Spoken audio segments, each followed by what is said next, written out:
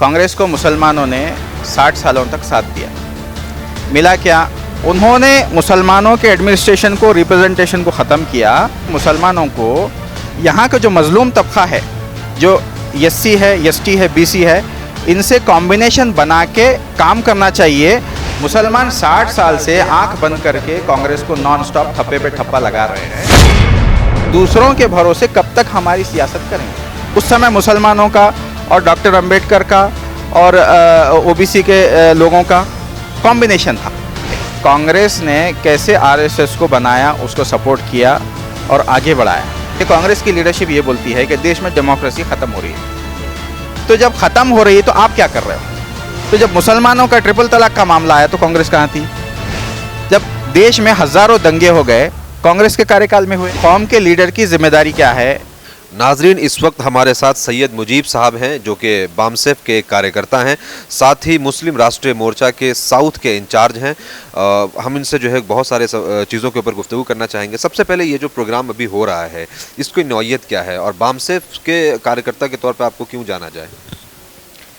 ये बामसेफ का 14th state convention है, जिसमें बामसेफ क्या करता है, नेशनल कन्वेंशंस भी करता है और स्टेट कन्वेंशंस भी करता है, जिसमें एससी, एसटी, ओबीसी और कन्वर्टेड माइनॉरिटीज़ के मुद्दों को हम उठाते हैं, जो कि national media, main stream media नहीं उठाता है और ना ही कोई दूसरे पॉलिटिकल पार्टीज इस पर ध्यान देती हैं। तो इसीलिए ये हम मानते हैं कि एससी, एसटी, बीसी जो है यहाँ के मज़लूम तबका है और उनके राइट्स उनको मिलना चाहिए और उनके लिए कोई मूवमेंट नहीं चला रहा है। इसलिए हम लोग जो 85% जो एससी, एसटी, बीसी है, हम इसको मूल निवासी, जो इसके देश के मूल निवासी है, उसके लिए हम ये आंदोलन चला रहे हैं, जिसके तहत जो है पूरे स्टेट से डेलीगेशंस आए हैं। और ये ऑनरेबल वामन मेश्राम साहब, जो नेशनल प्रेसिडेंट है बामसेफ और भारत मुक्ति मोर्चा के, उनकी सदारत में ये हो रहा है। तो ये जो भारत मुक्ति मोर्चा है, उसी का एक विंग है मुस्लिम राष्ट्रीय मोर्चा। देखिए, बामसेफ जो है मदर ऑर्गेनाइजेशन है। ये बेसिकली एम्प्लॉयज़ की ऑर्गेनाइजेशन है, मगर एम्प्लॉयज़ के लिए काम नहीं करती। ये लोग एजिटेशन नहीं कर सकते, सड़कों पे नहीं आ सकते। तो डॉक्टर बाबा साहब अम्बेडकर की एक जो है उन्होंने एक कॉन्सेप्ट दिया है कि जो भी रिजर्वेशन से या फिर अपने महापुरुषों के आंदोलन से फ़ायदा उठाए हैं, उन्होंने उनको पे बैक टू सोसाइटी करना है, जिसमें ये लोग क्या करते हैं, अपने सैलरीज़ का, अपनी कमाई का 5% हिस्सा देते हैं। इसीलिए भारत मुक्ति मोर्चा के अंदर सारे एजुटेशनल विंग्स आए हैं, जिसके अंदर राष्ट्रीय मुस्लिम मोर्चा भी है। एक और चीज़ जानना चाहेंगे कि चूँकि आपका ताल्लुक जो है कर्नाटक से है, तो कर्नाटक की जो मुस्लिम सियासत है उसका क्या फ्यूचर देखते हैं आप? कि अभी जैसे बीजेपी की हुकूमत है और तमाम तरह के ऑपरेशंस हो रहे हैं, इससे पहले कांग्रेस की हुकूमत थी, उनका भी कोई बहुत अच्छा रिकॉर्ड ख़ास तौर से मुसलमानों के ताल्लुक से नहीं रहा। तो इस वक्त मुसलमानों के लिए जो सियासत है कर्नाटक में, उसकी जो सरगर्मी है, उसको आप किस रुख में देखते हैं? उसकी क्या इक्वेशंस हो सकते हैं? देखिए, कांग्रेस जो है, कांग्रेस को मुसलमानों ने 60 सालों तक साथ दिया। मिला क्या?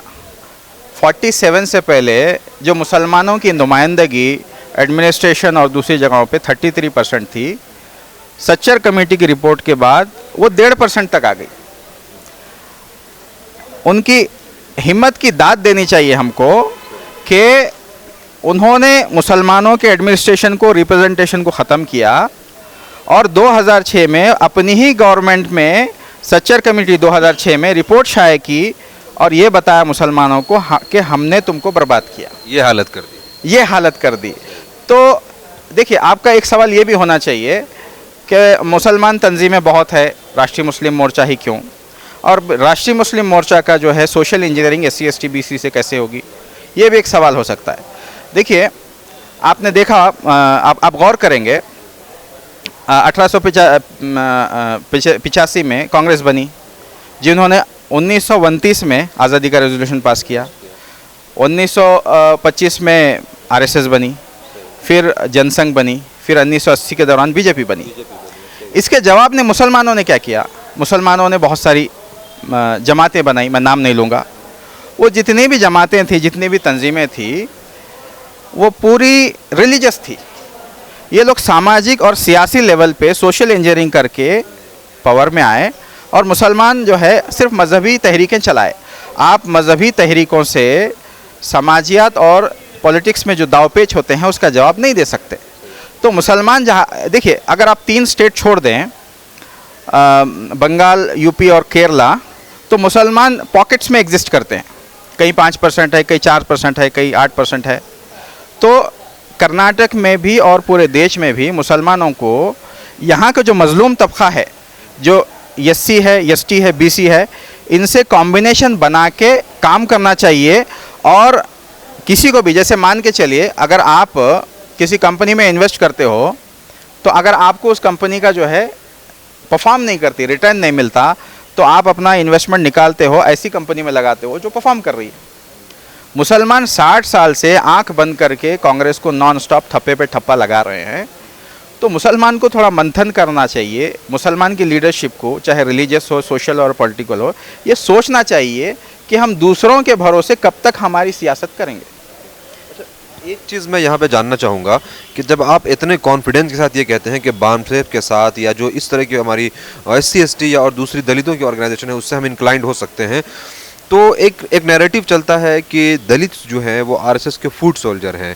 कई मरतबा इस तरह के कुछ इंसिडेंट्स में जो आउटरीच हुआ है मुसलमानों का दलितों के ताल्लुक से, वो भी इस चीज़ को साबित करता है। तो आपको लगता है कि ये कॉम्बिनेशन सही है? बिल्कुल सही है, क्योंकि दलित, असल में दलित अल्फाज इस्तेमाल नहीं करना चाहिए, शेड्यूल कास्ट और शेड्यूल ट्राइब अल्फाज इस्तेमाल करना चाहिए। अगर आपने देखा, मुसलमानों की जो लीडरशिप आज़ादी से पहले भी थी, उन्होंने भी जब इनका कास्ट सेंसस हो रहा था, ये डिमांड किया था कि ये मज़लूम लोग हैं, इनको अलग से गिनती की जाए और इनको प्रॉपर रिप्रेजेंटेशन, एजुकेशन, सारी चीज़ें इनको दिया जाए। उस समय मुसलमानों का और डॉक्टर अंबेडकर का और OBC के लोगों का कॉम्बिनेशन था। आज क्यों नहीं हो सकता? लेकिन आप यहाँ पे प्रॉब्लम क्या है, आप इनका हाथ पकड़ने के लिए किसी का हाथ छोड़ना पड़ेगा। अगर आप छोड़ने के लिए तैयार नहीं है तो हाथ कैसे पकड़ेंगे? तो खैर, गालिबन मैं इशारे में बताया हूँ, आप समझ गए होंगे कि मुसलमान लीडरशिप को मंथन करना चाहिए। अगर आप इस कॉन्सेप्ट पे आज काम शुरू करेंगे तो रिज़ल्ट आएगा, आज आएगा, कल आएगा। आप जाइए शेड्यूल कास्ट की बस्तियों में जाइए। एक चीज़ और जानना चाहूँगा, आपके पब्लिकेशन से एक बुक पब्लिश हुई है कि कांग्रेस जो है वो RSS की माँ है। ये इसको आप एक्सप्लेन करिए, आप किस तरह से, कैसे ये इतना कॉन्फिडेंस के साथ एक बुक का टाइटल ही यही रख दिया जाए, ये कैसे हुआ है? देखिए, वो बुक प्रोफेसर विलास खराज साहब ने लिखी है, जिसको सैयद मखसूस साहब ने उर्दू में ट्रांसलेट की है। वो मूल निवासी पब्लिकेशन से बुक जो है पब्लिश हुई है। उसमें सारे दलाइल के साथ ये बात की गई है कि कांग्रेस ने कैसे RSS को बनाया, उसको सपोर्ट किया और आगे बढ़ाया। कैसे, उसमें कुछ पॉइंट्स आप बताइए हमारे ऑडियंस के लिए। देखिए, अगर आप आज़ादी से पहले से भी अगर आप देखेंगे ना, 47 से पहले, जब गांधी जी की हत्या के बाद कांग्रेस को वो RSS को बैन कर दिया गया। फिर ड्यूरिंग इमरजेंसी भी ऐसे सबूत है कि इंदिरा गांधी कांग्रेस ने RSS के कैडर को इस्तेमाल किया। ऐसे बहुत सारे दलाइल हैं, उसमें आप देख लीजिए। उसके अलावा भी आज जो है तकरीबन जो है 80s के बाद, जब से बीजेपी आई है, या तो NDA है या UPA है। कांग्रेस आती है तो बीजेपी जाती है और बीजेपी आती है तो कांग्रेस जाती है। जब भी ये लोग SC ST BC का मामला आता है तो एक हो जाते हैं। खाली छोटे मोटे इश्यूज़ पे एक दूसरे के खिलाफ बयानबाजी चलती है। ये एक फिल्म की जैसा है कि एक हीरो है जो एक फिल्म में मर जाता है, फिर दूसरे फिल्म में ज़िंदा हो जाता है।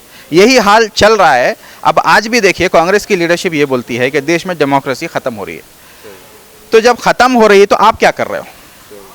आप कांग्रेस को तकरीबन 18% वोट मिले, जहाँ तक मेरा ख्याल है, जिसमें 15% वोट तो मुसलमानों के हैं।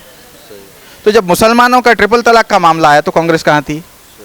जब देश में हज़ारों दंगे हो गए, कांग्रेस के कार्यकाल में हुए। यहाँ के कांग्रेस के एक लीडर हैं, बल्कि कांग्रेस के जिम्मेदार हैं कर्नाटक के, जब हिजाब का इशू चल रहा था और अपने पीक पे था, तो उन्होंने जो है बाकायदा से गाइडलाइन दिया कि कोई भी जो लीडर्स हैं कांग्रेस के, उनको नहीं बोलना है।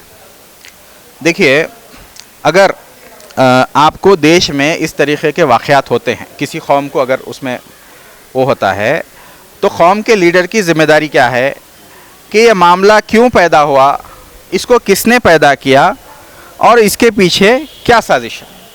ये कौम की लीडरशिप की जिम्मेदारी है इसको बताना। अब बीजेपी जो है हर फ्रंट पे फेल हो रही है।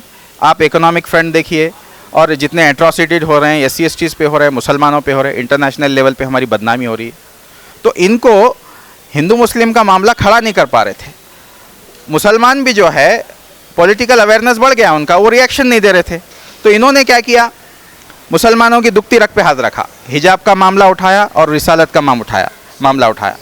तो हमने क्या किया, इसको रेस्पॉन्ड करने के लिए हमने भारत बंद का ऐलान किया, और हमने देश भर में भारत बंद किया, और पूरे देश के लोगों को SC ST BC और मुसलमानों को बताया कि इसके पीछे किसकी साजिश है और कौन कर रहा है, और इसको बंद किया जाए जिससे भाईचारा बड़ा है।